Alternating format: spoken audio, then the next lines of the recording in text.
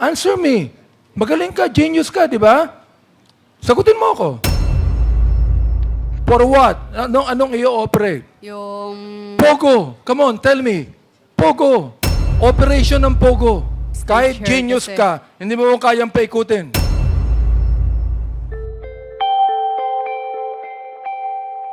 You were not given a license.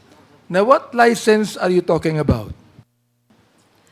nag-message, nag-email po si, Mr. Chair, nag-email po si PAGCOR sa email ko dahil ako po yung authorized po.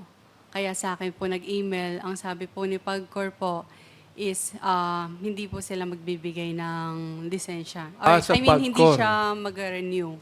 PAGCOR. Opo, Ang Mr. Chair. PAGCOR, hindi nagbibigay ng lisensya sa mga building. Nagbibigay ng lisensya sa Pogo. Di ba? Opo, bali po, Kanina binabanggit mo na wala kang kinalaman sa Pogo eh. Mr. Chair, may I explain po?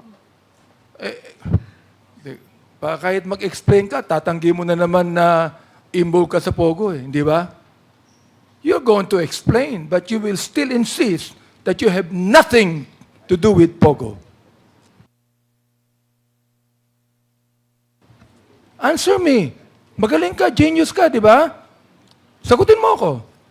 You have nothing to do with Pogo, but you applied for a license in PAGCOR, and you will refuse a license. What kind of license? PAGCOR is not giving a license for apartments or buildings. They are giving licenses for Pogo. What are you applying for? Yes po, Mr. Chair.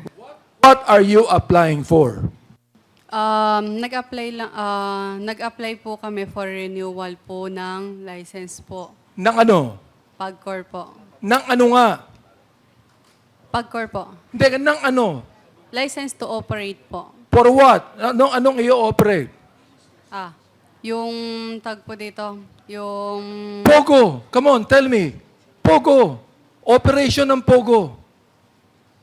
Tell us here. Because look, we are preventing that Congressman Karap will again make a motion for contempt and consign you to Mandaluyong Correctional Institution. Now you answer me now, what kind of license did you trying to get from PAGCOR? Mr. Chair, license to operate po ng PAGCOR. Ano? Ano Ng to business operate po. ng PAGCOR? Hindi pwedeng to operate ng PAGCOR. You applied for a license from PAGCOR to operate what? To operate POGO po. Yun. Ibig sabihin, involved ka sa Pogo. Hindi ka pwedeng mag-apply ng license sa PAGCOR na hindi mo alam na Pogo yan. Oh my goodness. Oh, nagpunta ka sa PAGCOR. Sinama mo pa si Atty. Harry Roque. Si Atty. Harry Roque naman, sapagkat alam mo may influence sa PAGCOR yan, nagpasama ka sa kanya at nagbayad ka pa ng dollar sa PAGCOR. According to Chairman Altenco. Am I right? Back charges. Nagbayad ka. Am I right? Yes po, Mr. Chair. Ano yung binayaran mo? Utang po. Utang Lucky ng South. ano? Utang mo? O No.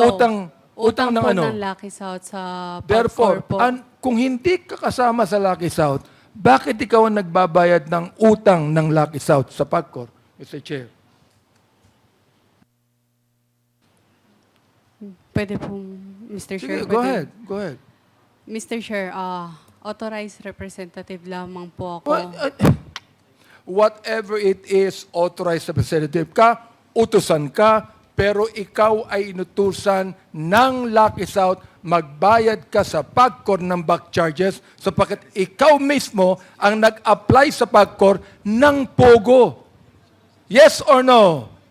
Hindi po, Mr. Chair, hindi po ako mismo yung nag-apply sa POGO. Renewal lang nung pumunta Hindi po ba kami. kasama ka ni Atty. Jairo sa Yes PAGCOR? po, for renewal po. Ibig sabihin, ikaw ang nag-renew o nag-apply, whatever it is. Basta napunta ka sa PAGCOR. Am I right? Yes po. Ikaw ang nagbayad. Am I right? Yes po, Mr. Chair. At ang binayaran mo sa PAGCOR, Ukol yun sa Pogo. Am I right? Yes or no? Huwag kang mag-isinungaling dito. Yes po, Mr. Kahit Chair, genius kasi- ka, hindi mo kayang paikutin. Kaming dalawa ni Congressman Romy Acop. Si Congressman Dan, kaya hindi mo pa pinapaikot yan eh.